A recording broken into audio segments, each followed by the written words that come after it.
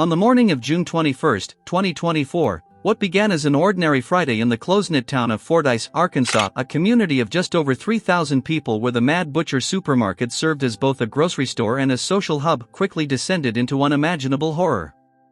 Travis Eugene Posey, a 44-year-old lifelong resident of nearby New Edinburgh known locally as a landscaper and trucking operator, arrived at the Mad Butcher armed with a 12-gauge shotgun, a pistol, and a bandolier packed with ammunition, betraying no outward signs of the violence he was about to unleash. In broad daylight, he opened fire in the parking lot before moving inside the store, shooting indiscriminately at shoppers and employees as panic erupted and people fled or hid behind vehicles and aisles.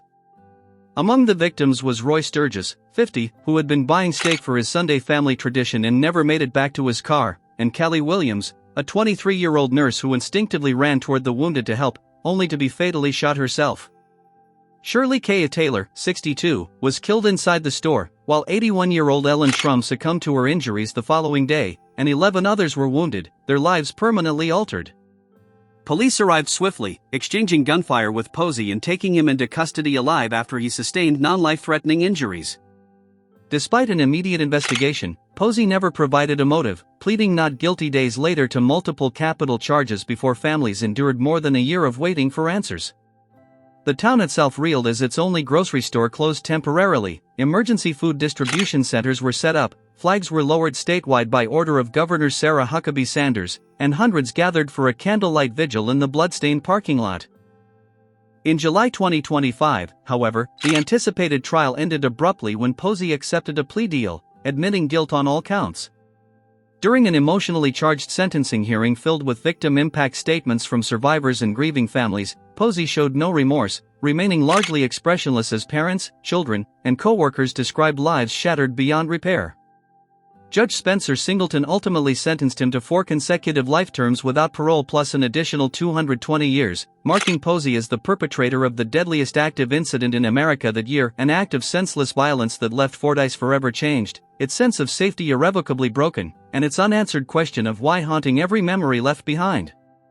Arkansas State Police and Oklahoma investigators quickly flooded the region as the manhunt for Stacey Lee Drake intensified, prompting an emergency alert early Wednesday morning that lit up cell phones across multiple counties and urged residents to remain alert and cautious. Authorities believed Drake had purchased camping supplies and was hiding in remote wooded areas, heightening fear throughout the region. Relief finally arrived on Thursday morning, June 20, when Arkansas State Police working alongside local officers located Drake in a wooded area, lying in a hammock as if resting. Nearby, investigators found scattered personal items, approximately $1,500 in cash, Taylor Sharp's driver's license, and a disassembled firearm. Drake was taken into custody without incident around 10 a.m., bringing a collective exhale to communities across 3 states that had been living under fear for weeks. The following day, Drake appeared before a judge for an extradition hearing, where he refused to answer reporters' questions about whether he had harmed the victims but waived his right to fight extradition, agreeing to be transferred immediately to Oklahoma. As months passed, prosecutors continued to build their case, formally adding a 3rd charge in August 2024 related to the death of Philip Emerson, successfully arguing that Emerson's killing should be consolidated with the Sequoyah County double case due to the clear pattern of violence. Drake's preliminary hearing stretched over 2 days in May 2025, and on May 6, a judge ruled that sufficient evidence existed to move forward to trial. District Attorney Jack Thorpe formally announced on May 21 that prosecutors would seek the most severe penalty available under the law. Drake entered pleas of not guilty to 3 counts of first-degree charges, with trial scheduled for September 2025. For the families left behind, however, the slow pace of justice offered little comfort.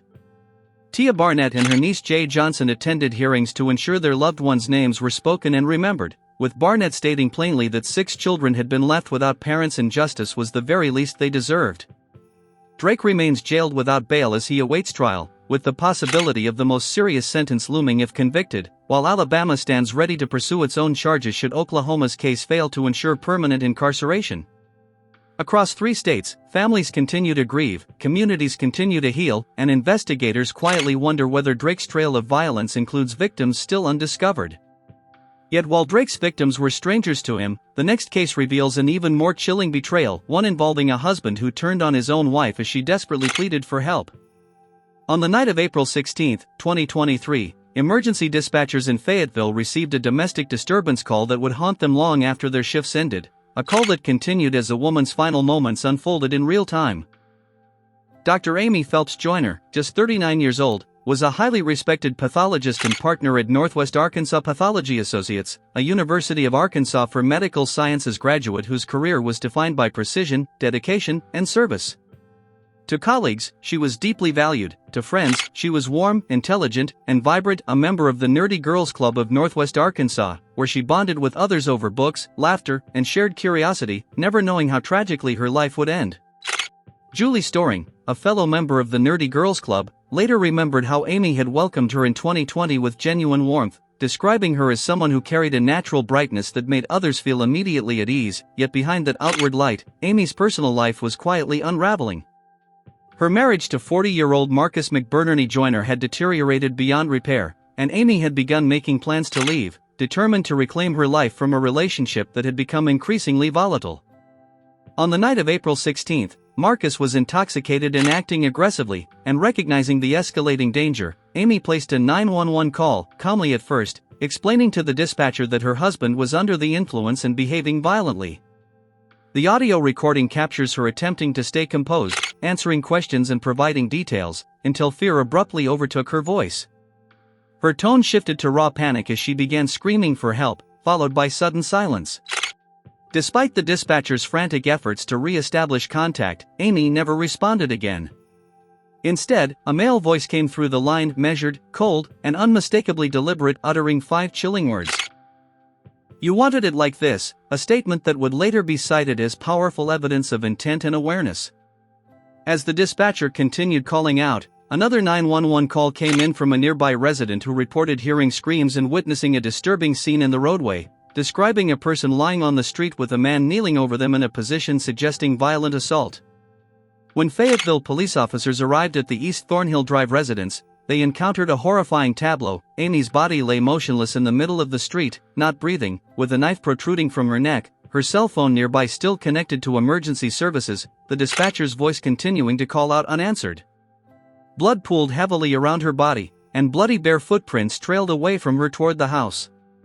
Officers then observed a man wearing only jeans, his body smeared with blood, walking away from the scene and refusing commands to stop before retreating into the residence. Police quickly surrounded the home, and after several tense minutes, Marcus emerged and surrendered without further resistance. He suffered a non-life-threatening chest wound and was transported to the hospital, where medical staff documented defensive injuries including cuts inside both hands and swelling consistent with tightly gripping a knife. Body camera footage confirmed investigators' belief that the first responding officer had arrived within moments of Amy's final breaths. Marcus was hospitalized under guard until April 20, when he was formally arrested and transferred to the Washington County Jail to face capital charges carrying the possibility of the most severe sentence. He entered a plea of not guilty on May 22, with bonds set at $750,000, but months of continuances followed, prolonging the agony for Amy's family and friends who desperately sought closure.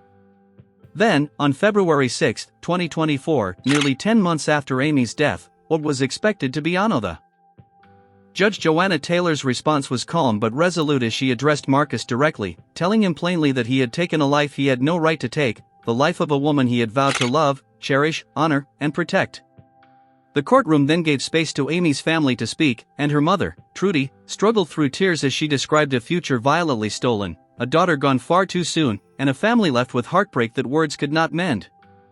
"We had no idea we had so little time," she said, explaining that faith had become her only refuge as reality proved unbearable. Friend Julie Storing later reflected on the sentencing with conflicted clarity, stating that justice had been served in the strongest way possible under the circumstances, while acknowledging the painful truth that no sentence could ever bring Amy back. Judge Taylor ultimately sentenced Marcus to life in prison without the possibility of parole, ensuring he would spend the rest of his days behind bars, and he was transferred to the Arkansas Department of Corrections to begin serving his sentence. Yet the case took an unexpected turn nearly 1 year later, on February 2, 2025, when Marcus died while incarcerated at a facility in eastern Arkansas. Arkansas State Police confirmed his death and announced an investigation, though details surrounding the circumstances were not immediately released. Marcus was 42 years old. For Amy's family and friends, his death stirred complex and unresolved emotions, relief, anger, and lingering questions that would likely never be fully answered. The case underscored the devastating realities of domestic violence, the warning signs often present before tragedy strikes, and the cruel truth that the moment a victim attempts to leave can be the most dangerous of all. Amy had recognized the threat and reached out for help, but the system could not respond in time to save her. Her final 911 call has since been incorporated into domestic violence awareness efforts across Arkansas, serving as a haunting reminder of the urgency of intervention and support. Dr. Amy Phelps Joyner's legacy, however, extends far beyond the violence that ended her life. She was an accomplished physician, a devoted friend, and a deeply loved daughter, and her family has asked that she be remembered by her maiden name, Phelps, as a way of reclaiming her identity from the crime that took her. They want the world to remember her as she truly was: bright, warm, welcoming, not solely as a victim. Yet while Amy's story ended on a quiet Fayetteville street, another Arkansas case reveals how a carefully curated public image can conceal deeply disturbing behavior beneath the surface. Case 4 centers on Josh Duggar, a figure once presented as the embodiment of wholesome family values through reality television.